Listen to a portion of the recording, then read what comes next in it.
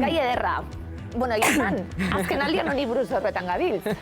Geure artien, gure inguruko emakumien artien eta bar. Bai, honezkero bat hori batzuk bintzat Twitterren irakurri du, pixka aspertuta daudela, berria ze pasatzen den emakume guztiak honekin gabiltzala.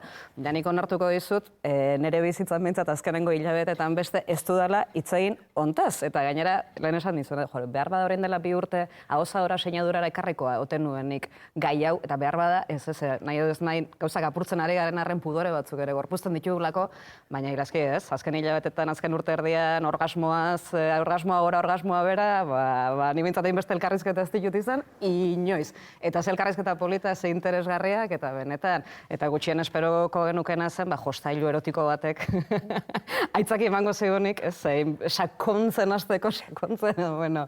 Sakontzen oso berbederra da, kasu honetan. Entzun, berbetan gabiltzelako, hau dana nok eman digu idea, bueno, ideia bagen urkan buruan esan bueltaka, Ana Galarraga etorri zen, zientzia Natalin, eta egun horretan danok batera egon ginen bebai, eta, bueno, klitoriari buruz hitz egin zigun, eta azken ikerketek esaten zuten, bueno, klitoria aztertu eta gero, klitori organo handia dalako, ikusten da, ezta? Hor gailurtxu egaz geratzen gara, baina organo handia da, eta ugalketan ere, zeukala zer ikusia, klitoriak, eta purtsuet horri buruz berroetan egon ginen, ezta? Orain arte kasurik egin etzaion,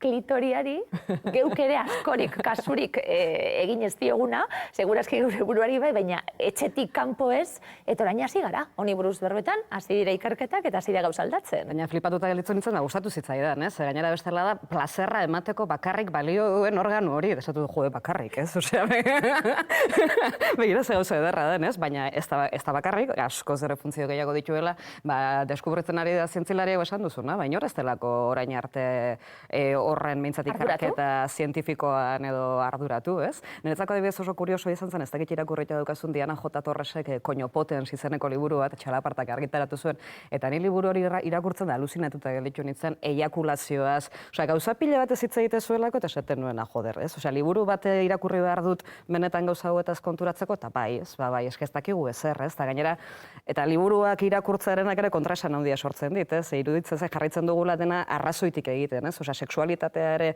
nahi dugula irekitzea, eta ari garela siketik dena egiten, eta aztu egite zaigula gorputza dela gozamen territorioa, ez? Eta territoriotik egin behar dugula, eta uste dut badaukala hortik, baina, bueno, egia xurrukatzailea nola dituko dugu euskeraz? Klitori zurrupatzailea? Bai, ez da? Bai. Nik onartuko dizu gaia, flipatuta egin ditu nintzela, zego eta 2 urteko gaztetxo batzuk izan ziren, pixka gai honen inguruan munduko naturaltasun guztiarekin hasi zitzaizkigun naia, pixka telduxia garen batzu, eta ezagutzen genuen zurrupatzailea, eta galetu ginen zer? Klitori zurrupatzailea zer? Batzuk ezagutzen ditut, baina hain txikizek ez. Eta gainera, egia esan oso polita izan zen, hasieratik elkarrizketa, hasi zirelako hitz egiten munduko naturaltasun guztiarekin, bibratzaileek ez zutela forma falikoa izan beharrik, sarketarako ez zirela, eta hor konturatzen hasten gara, gozamena eta gaina klitoriak aukera horri ematen digula jolasteko, eta egia esan, izan da, bombazo bat, uste eta berastu dela etxe hau, hau ez da nerea, nik beste badaukat, baina berastu duen da kriston negozioa, eta bai, estok guztiak saltzen ari dira, eta niretzako egia esan zelako poza gauza hauetaz ere naturaltasunez hitz egitea, ez? Pixkate... Zenbat txiste azken aldi zen, eta zenbat sareetan ere ikusten dugu, eta batzuk eroso, da batzuk barreka, eta beste batzuk deseroso, gizonak, emakumiek bebai, neskak, mutilek, barria da bebai. Bai. Neskoko ni buruz hitz egiten hastiera horretan, ez da? Bai, hor gainera berrian Uxue Gutierrez kazetariak ere artikulua egin du, ez da momentu bat esate zuen, ez? Dena ona, persona gara eta bakoitzak gustu desberdina ditugu, ez? Orduan hori ere probatu egin behar, ze momentu baten behar bada igual, baten bati frustrazioa sortu diezaiokela, ainon eta beak ez duela hainbeste gozatzen, ez? Baina egia da, komentario asko ematen dituela, 10 segundutako orgasmoak, beste dut 10 segundu bakarrik, ez? Eta orduan zertarako, ez? Bueno, egia da... Nik dut da, dena, ez? Dena, pixkat... Konzentrazioaren, bai. Baina egia dena, nire harridurarako bai konturatu nahi zela, konturatu ez, sistemak azkenean bai sexualki, bai emozionalki kastratu eta analfabeto nahi gaitu, ez da? Eta horre oso garbi ikusten da, ez? Nire adinarekin lehengo aldiz mutuko naturaltasun guztiarekin gai hontaz orain ibiltzea gitzaiten, ja zer pentsatu handia ematen, eta konturatze hori, ez? Zenbait gunetan inkomodoa dela, bai gizon bai emakumentzat, hori gizonen aldetik adibidez, asko irakurri irakurri dut Twitterren daola, eurak hasiko balira orain jostailu erotikoak euren sarketarak hori, aber zer irudituko litzaiuken da. Ni momentu baten pixkata garajotza iruditzen zait, ez? Euren gizonen isurketaren inguruan dago erotismo, sexualitate guztia eraikita, gure gustua, gure gozamena ere, gizonen isurketan dago iaia gehiago eraikita gure isurketan bertan baino ez, iaia gure isurketak batzutan ez du ez da existitu egiten, orduan ez da berdina. Ez sentitzen dut baino ez da berdina, ez? Uste dut ez dela berdina, lehen hitz egiten, mutilantza zen normala izan den, umetatik, eskolatik, ez? Taldean elkartu eta alkarri ikustea eta alkarrekin, ez? Zerak egitea, eta guk, guretzako iaia gure aluak oso gauz ezaguna dira, ez? Eta beno, zentzu horretan uste dut pixkat desberdina, eta bazela ordua, ez? Bazela ordua, eta gainera superpolitia, ez 22 urtekoak, jende, heldua, adin desberdinetako emakumeak ari gara, ordu oso leku desberdinetan hitz egiten, ez dago lujo bada. Lujo bat izutan ari da. Eta gero gainera bereziki, ze badauka ere nik uste konodazio bat gai honek pixkat hori, ez? Ezu pixkat biberratzaileak eta mende hasieran sortu omen ziren emakumen histeria lantzeko, mito bat omen da, honek ez dauka errealitatearekin zer ikusirik, biberratzaileak bai sortzen dira hor ikusten ditugunak, baina ziren lepoan, bizkarrean, beste leku batzuetan edo jolastekoak, ez da? Eta momentu batean, gero gainera oso interesgarria da, ze gaur egun pixkat zurrupatzailearen kontu honekin badago beste teoria bat esaten duena, teoria bat arrazoi dutena, dela azkenean kapitalismoaren beste zera badela, ez? Kapitalismoa ia falta zitzaion bakarra gainera emakumearen orgasmoarekin, baina biberratzailearen historia ere bere horretan hori da. Momentu batean medikoa konturatzen direnean, biberratzailea asmatu duten guzti horrek ez duela ezertarako balio modu mediku batean, horrek ekoizten ari diren enpresa momentu batean zer egiten du? Medikuei beharrean erabiltzaileentzat bideratu, ez? Eta orduan momentu baten merkatu logika baten sortzen da ere biberratzailearen ideia hau. Eta sortzerakoen bai lekuren baten irakurrita daukadalako aspaldi eta ezin esan, baina hori, aberatsak ziren noski, edo histeriak edo nelako melankoliekin eta kontsultetara joaten ziren emakume horiek, eta, medikuek esaten zuten, askatuko zela horrela, eskuz egiten zuten lana, eta momentu baten medikuek apurtxuet nekatuta tramankulo bat asmatu zuten paziente horientzat.